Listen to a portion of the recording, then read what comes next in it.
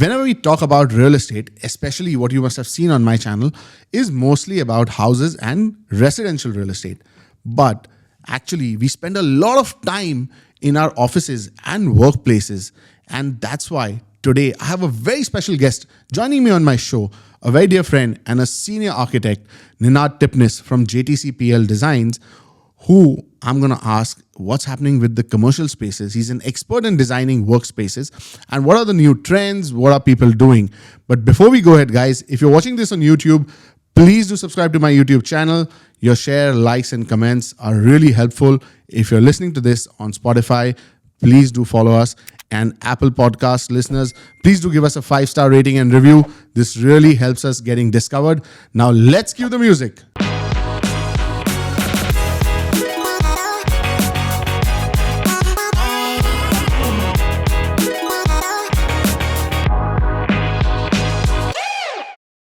Hi Ninad, welcome to the show. Why don't you start with introducing, what exactly your company does and what you've been doing? Sure. Thank you, Tahir. It's great to have yet another insightful conversation with you. Definitely. Absolutely. It's my pleasure to have you. I've always enjoyed our conversation. So Yes. For your audience and rather Yes. our audience, Yes. I am Tipnis. I founded JTCPL Designs. JTCPL Designs is an architecture firm dedicated to workspace design and build. Right. We operate in multiple geographies across the world. Currently have projects going on in 19 cities across the world. Projects currently include one which we recently handed over in Colombo, one in Jordan, in the capital city Amman, Abu Dhabi, Dubai, Mumbai, Singapore, and the list goes on. Very good. But essentially, we've been students of workspace design and build since the last 2 decades. Wow. Yeah. That's some experience. So Ninad, what gets you to Dubai? I know you've set up your a branch in Dubai. So and you have a very successful business back in India. So what got you to Dubai? So Tahir, I've been servicing the US market since probably a decade and a half now. Wow. And I've always been intrigued by melting pots of the world. Right. Now, US, from an India perspective, it's a red-eye flight. It takes to the closest port of call from Dubai, it takes about 14 and a half hours. Right. And I was studying markets where we have potential as JTCPL Designs. And then I thought, why don't I look at the best city of India, which is Dubai? True. And it's so close. And this side of the world, it is a melting pot. Yes, it is. And so I thought, let me explore this market. And in fact, you were the first few people I approached. Yes, I know. And you had a lead of quite a few years over me. True. And very similar backgrounds. We were both very passionate about our businesses in the city of Mumbai. And then you sought Dubai much before me. Yeah. And so you were the right person to approach that time. And what I heard from you and the kind of comfort I got also kind of reinforced my decision. Right. So it's effortless to be international in Dubai, number one. Yeah. The positioning we have here as an international service provider is far stronger. Even though Mumbai is also a melting pot. True. But Dubai in the true sense is an expat location of immense caliber. Absolutely. Which is why Dubai. Yeah. And are you seeing is it much easier for you to now cater to other destinations globally now that you have a presence in Dubai? So yes and no. We've always been remote, even before the pandemic. The pandemic only proved as a litmus test for us. Right. We've been working for all these multinational corporates since the past many years. Yeah. And remote was always part of the DNA at JTCPL Designs. So we used to interact with multiple geographies when it came to flagship projects. Right. And so what Dubai has done to us is it's kind of made the name more credible, if you will. Got it. Just having a Dubai presence Yeah. allows us better traction in Middle East. True. More than anything else. And so, quite frankly, the Jordan project happened because you of were in our Dubai. presence in Dubai. Got it. Yeah, I don't think the guy from Amman would have visited us in Mumbai, Right. but the odds of visiting Dubai were far higher. Higher. Yes. Yeah. A lot of people, keep coming to Dubai very often, for a lot of, whether it's for business or for tourism purpose. And this is kind of becoming the, a place for people from around the world to meet. Now tell me something. Now you've been really, your experience has been really vast in designing workspaces, offices, commercial spaces, as I say. How different is it to design a commercial space than a residential space? So, prima facie, two main things. Yeah. Residential is aspiration on steroids, Okay.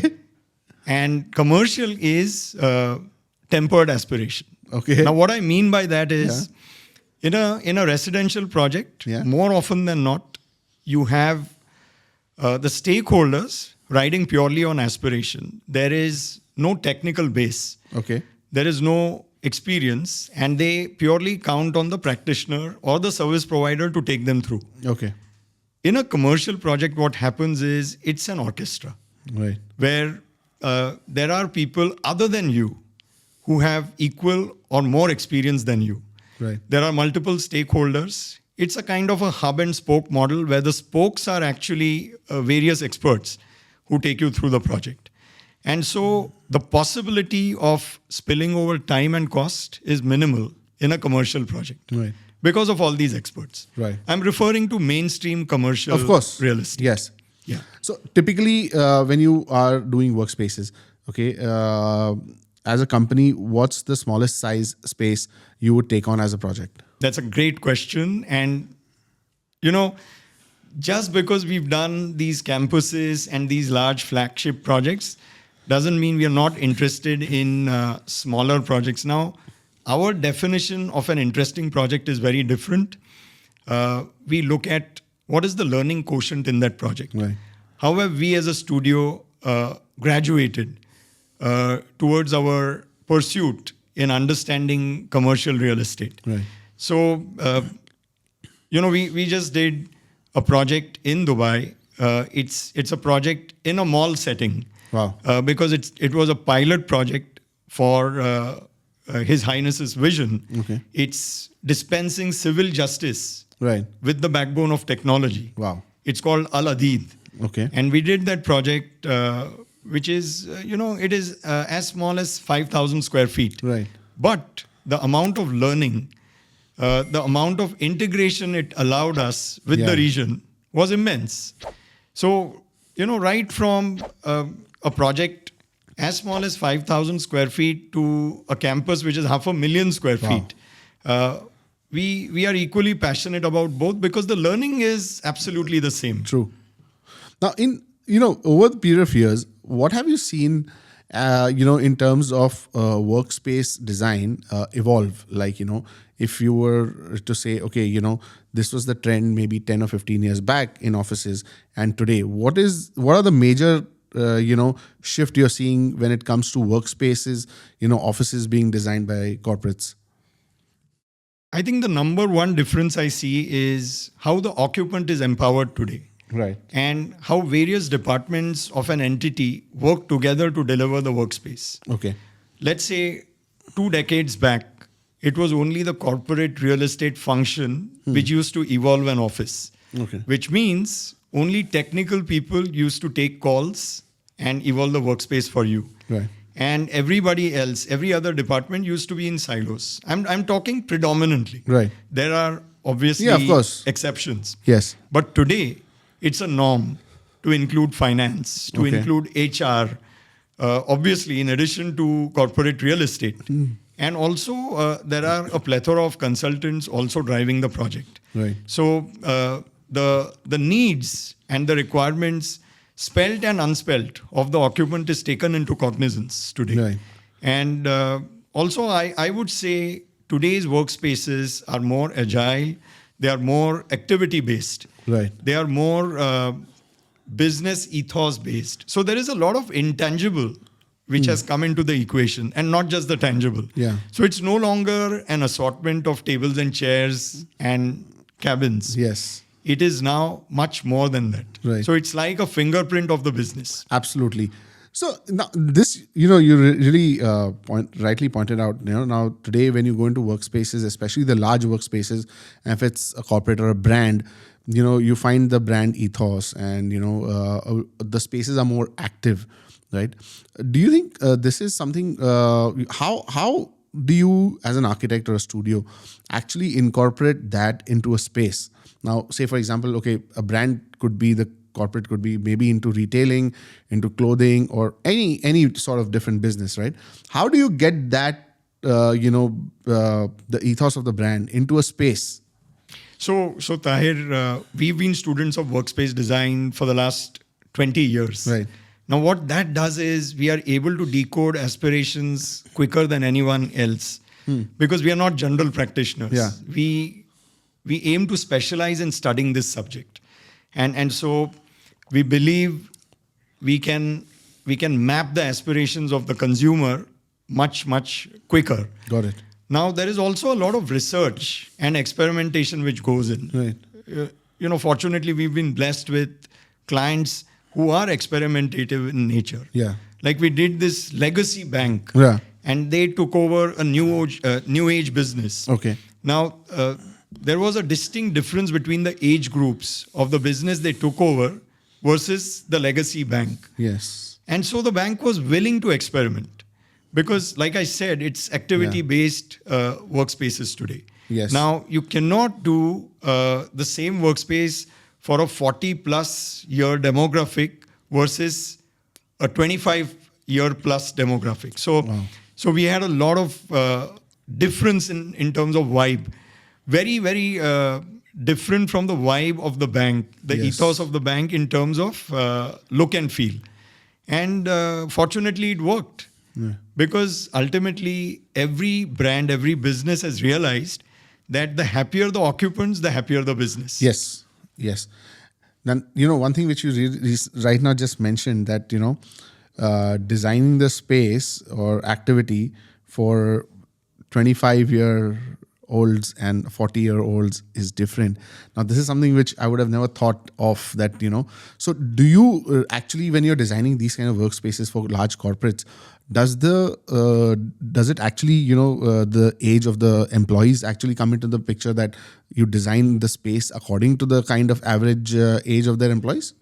So, Tahir, we follow something called as unique ability concept. Okay. Which means that the architect is no longer the master builder. Okay. Back in the days, and I'm talking of centuries back, the architect used to be the orchestrator of the whole project. Yes. Where every responsibility lied on the architect. Yeah. Today, we have experts in each and every faculty.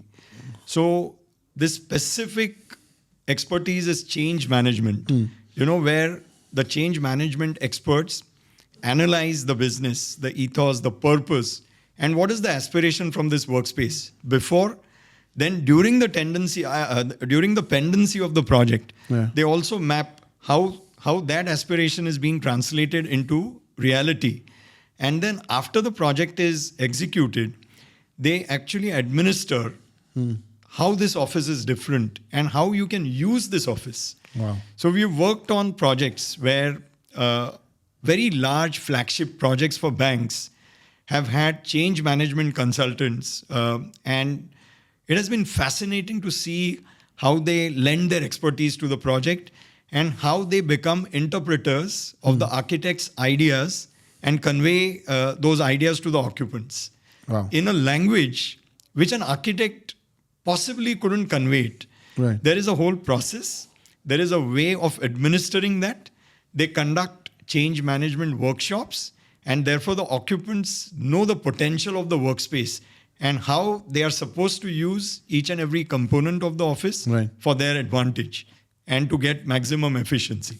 Wow. So it's very fascinating. Wow. And are you seeing that a lot of large corporates are now increasing activity areas or areas for, the employees to be more active in their workspaces? Because this is something which I think, a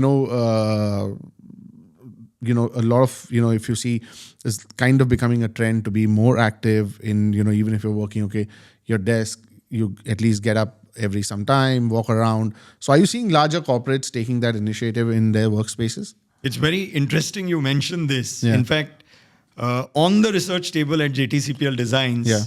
we have wellness, we have human longevity converging with workspace design as we speak. Right. And so, short answer, yes. Okay. People are looking at wellness. People are looking at mapping human longevity with respect to team experience. And how do you put these strategies at play? Right. So you have height adjustable work desks. Yes. So as you know, Yes. sitting is the new smoking. Yes. So we design workspaces where team members have extended working hours. Right. So these desks actually nudge you to stand and do your work. Oh. You can actually vary heights. There are a lot of other interventions which nudge your health as well. Like in a project of ours, we just had a jogging track in the passages Wow. with distance markers. Now, these are large floor plates. Yes, of course. So, during your normal work day, you automatically end up mapping the How much- distance of how much you have walked. Right. Then when one has to traverse floors, we encourage using the staircase. Right. Now, how do we do that? By using environmental graphic design.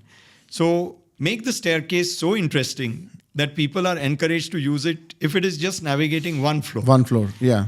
We just did a facility with nine floors. Right. Now, we placed the central facility intermediate. So it was on one of the intermediate floors. Okay. Now, if one has to travel a floor up or a floor down, the staircase was the best intervention. So then we had all kinds of graphics in the staircase where the team member would feel proud of the entity they are working for. So this was a legacy bank. It was one of the largest banks of Europe. And so what is your employer about? Wow. What did your employer achieve 300 years back, for example? Yes. All these kind of facts presented in an environmentally enriched way, it just adds interest to an otherwise dead area, Right. which typically is only used as fire escape. True. Wow.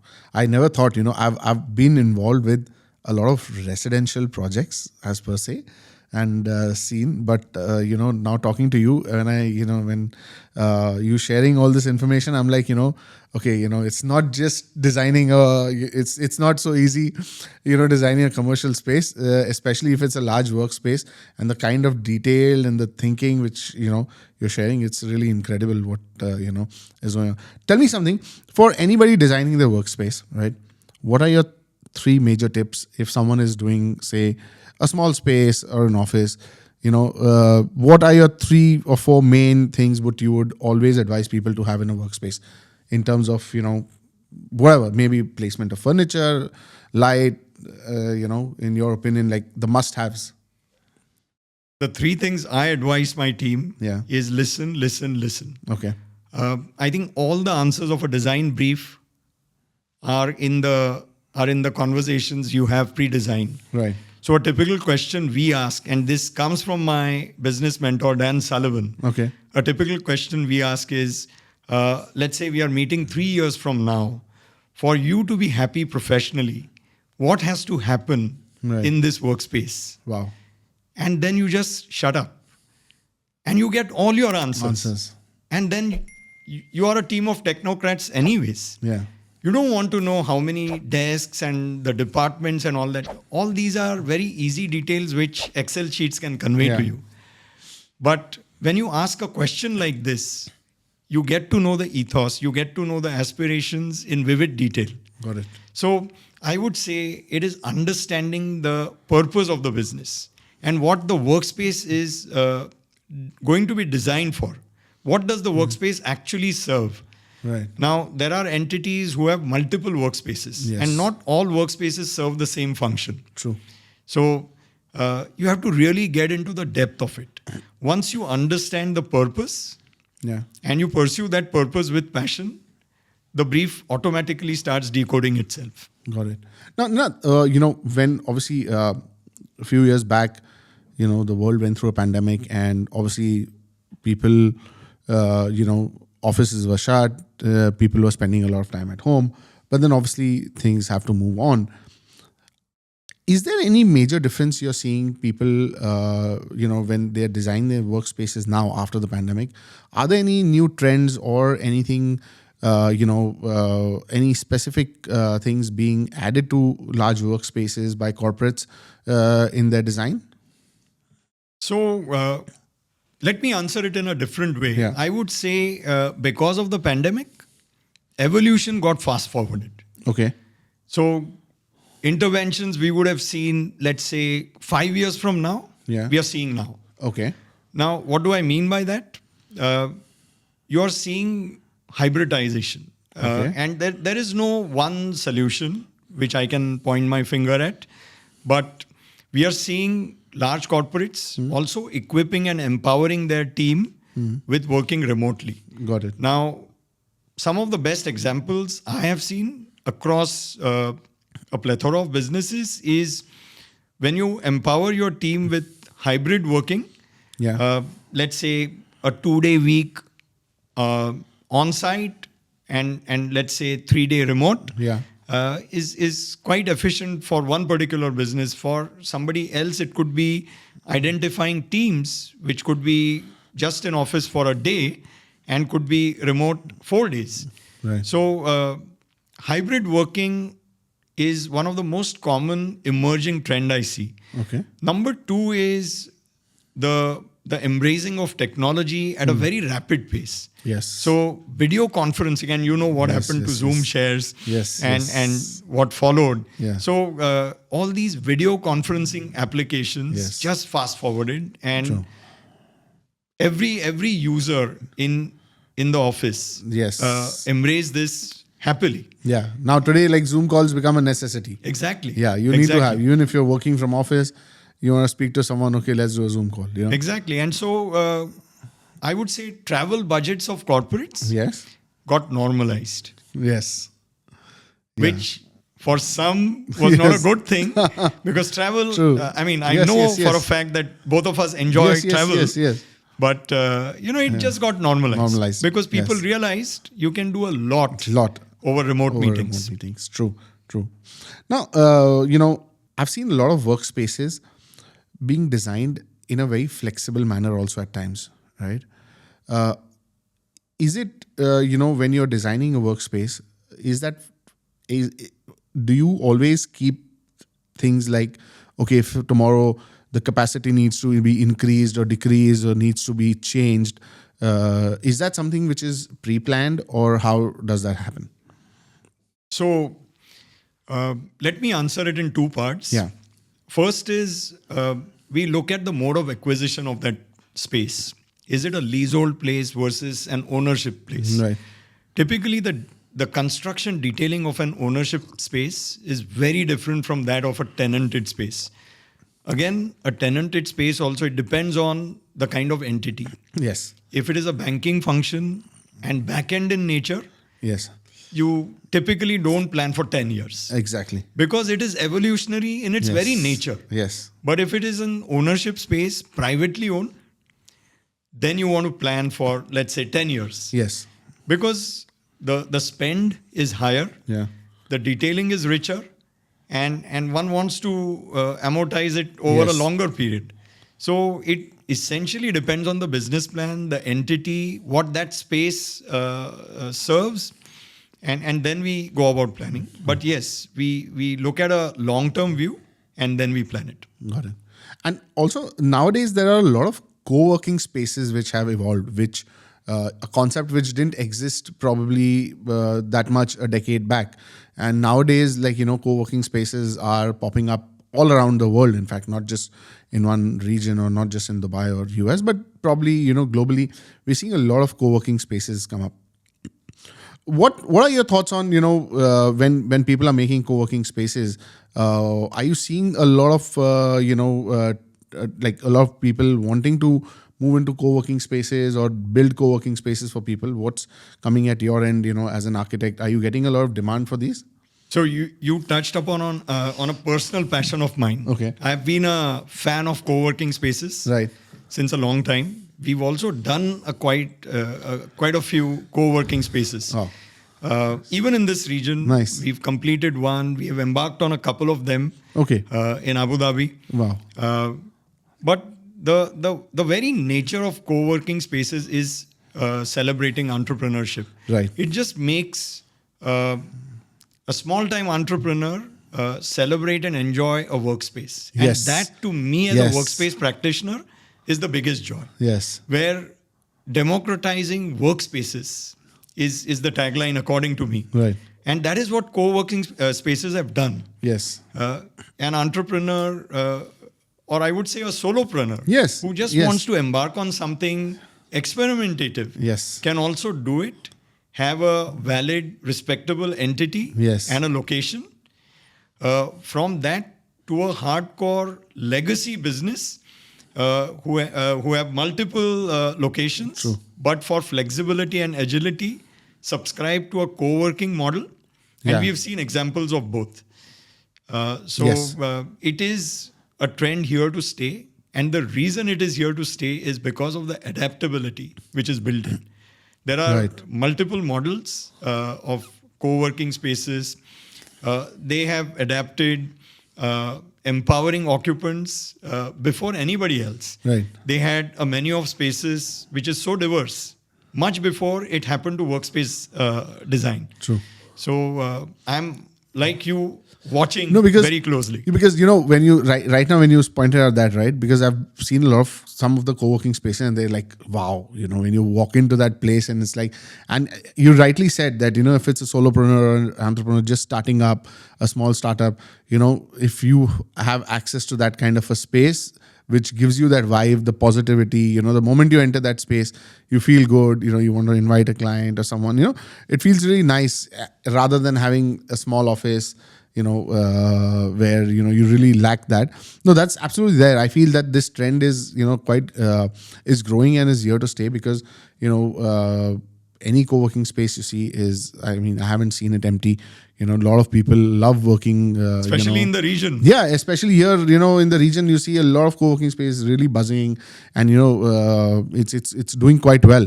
And yeah, I totally agree with you that it's something which is here to stay, and is going to grow over the period of years. And especially even if someone is living and working remotely for some other company elsewhere, can still go to a co-working space and use that space and work from there. In fact, a lot of Gen Z do that. Yes. So people who have a hybrid work routine, Yeah. couple of days they work from office, couple of days they work from their residence, Yeah. and one day they want to indulge, Yes. and they go to these world-class co-working spaces, Yes. and they are just so productive. Yes. Yes. Yes. So people are tasting world-class ambience, which is great for workplace practitioners like me. Right. Now, tell me, Ninath, how this is now, asking you about your journey as an architect and, owner of a design studio. How did you actually start? How did you get into architecture? Was it always a passion? What was your journey like? So architecture was always a passion. Right. Ever since I remember, I could vividly visualize things. Absolutely. So when I close my eyes, I can see everything vividly. Yeah. And that I think is one of the very important raw materials for designing and conceptualizing and visualizing. Now, I am a qualified architect, and I did hardcore architecture for 10 years. Wow. In fact, I started working even when I was studying architecture. Okay. And so after a 10-year stint, towards the end of my stint, I did a workspace design project Okay. for a very large public sector undertaking. Okay. And this was a flagship kind of facility. And so they pulled all stops. I'm talking of early 1900s. Early 90s. 90s. And that completely fascinated me. It just expanded my energy. Yeah. So I realized, let me try my hand at this. And, the rest is history. Ever since, a couple of years after that experience, I founded JTCPL Designs, which is even till date dedicated to workspace design and build. Yeah. And we've been doing workspaces ever since. Do you think as a design studio, when you specialize in one type of real estate or one type of designing, does it actually improve you over time doing the same thing again and again, or doing different things? What is your take on it? So my take is there is no one formula which fits all. Right. It depends on the promoter. It depends on the founder. Right. For me, remaining in my unique ability has served me well. Yeah.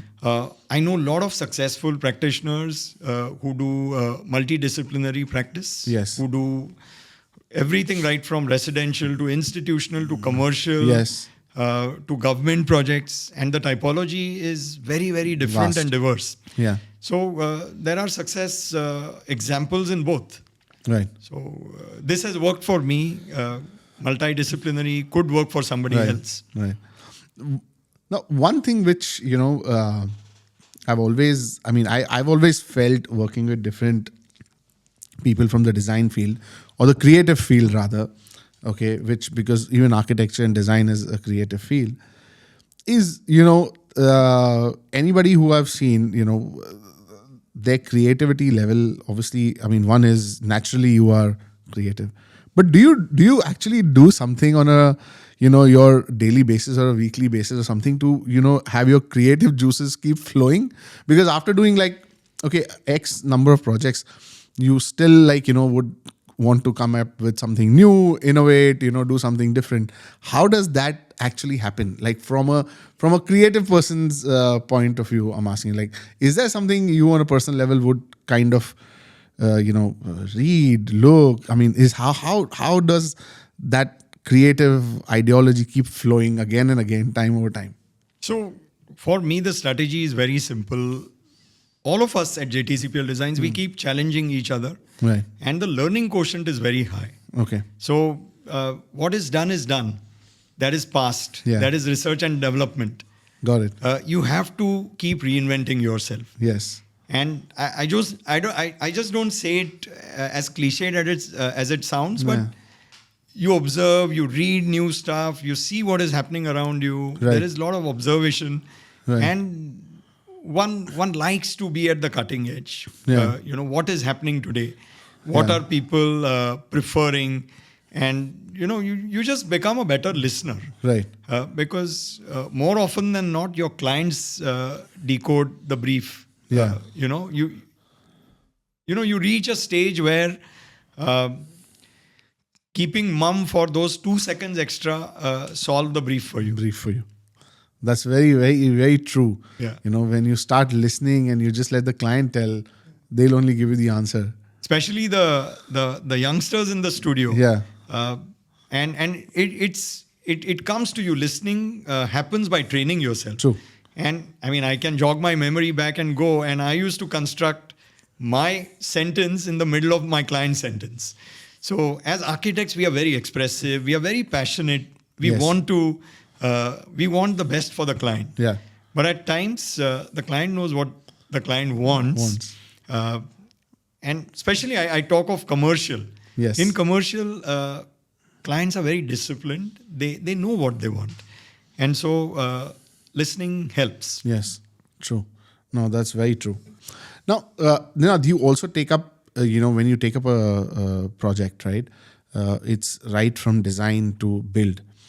Now, what are the major challenges you face, or rather, what's the most challenging part in executing a project from start to finish? What is the major challenges you face in that, especially if you are doing work in this region? So I think there is a lot of responsibility. Right. And I'm very happy the one stark contrast I see here is the law has teeth here. Right. The contracts are really exhaustive, and every line is worth its weight in gold. True. I mean, I don't want to comment on other geographies, but Yes. this is one of the Yes. most evolved systems legally, and justice is dispensed rapidly. Yes. So you have to be very responsible in committing. You just cannot shoot from your lip Yeah. and not be held accountable. Yeah. So your commitments are very important. You have to be cognizant to the fact as to what your team has shared with the client. So it starts with your initial brief. Then obviously in this region, and this is a challenge I've seen across my projects. You have to be very mindful of cash flows here. Yes. You have to, through your actions, through your delivery, Yeah. you have to ensure that your cash flows are smooth. Yes. Because this is a very, because it's an expat market, it is a very transactional market also. Yes. Versus some native markets where there are relationships in place over decades. You can build relationships here, but more often than not, it is transactional. So you have to treat every story as a new one, as a fresh one. Yes. And I think the quality of execution, because you're not working with a relationship you're used to over the decades, you have to make rapid decision making Yes. based on those initial few conversations you have. So that is a challenge, because ultimately as a design build agency, the responsibility lies with you. Where you sub your contracts are nowhere in the picture. Yes. The client always looks at you. Looks at you.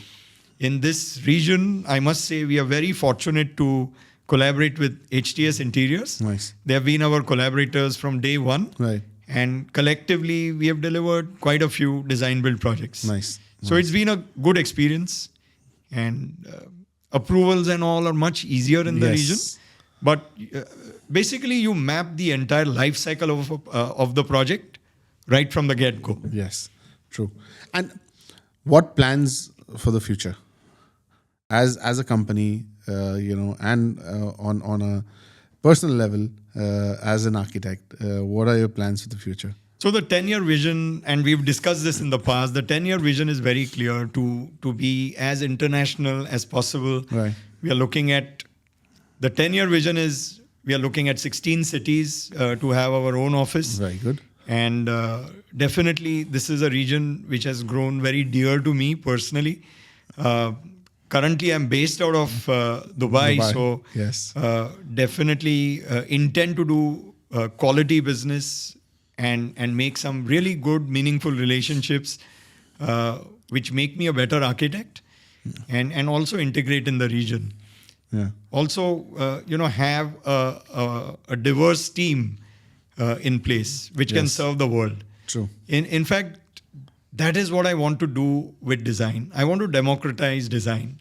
Now, as you know, we have studios in Dubai, we have studios in Mumbai. Yeah. And it just warms my heart when I see a youngster out of Mumbai, just out of college, working on a project in, let's say, for a Japanese bank. Right. Or working on a project with a German entity. Yes. So that is the power of commercial real estate, commercial interiors. Right. You can literally sample the world from your seat. And Absolutely. sky is the limit. Yes. Or rather, there is no limit. True. Absolutely. There is no limit in this. Yeah.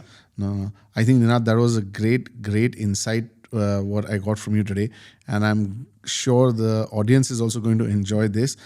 If the audience wants to get in touch with you, someone wants to get in touch with you, where can they contact you?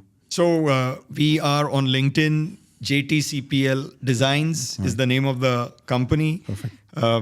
We have a very updated digital trail. Our website is jtcpldesigns.com, which is also pretty updated. We are very serious on our digital assets. again inspired by you. No. And we'll be very happy to serve queries of the audience. Great. Yeah. Ninad, thank you so much for taking the time out and coming here, joining us. And that was a really great conversation. And I wish you all the best in your future endeavors. Thank you, Tahir. Thank you. As usual, it was a pleasure. Thank you. And looking forward to more conversations Thanks. with you. Yes. Thank you. Thanks. So guys, that was Ninad Tipnis from JTCPL Designs, a very dear friend and a very senior commercial architect. If you want to get in touch with him, I'm going to leave his contact details down in the description. And if you want to reach out to me, you can reach out to me at Tahir Majithia on all my social media handles. And we'll be back with another episode very soon.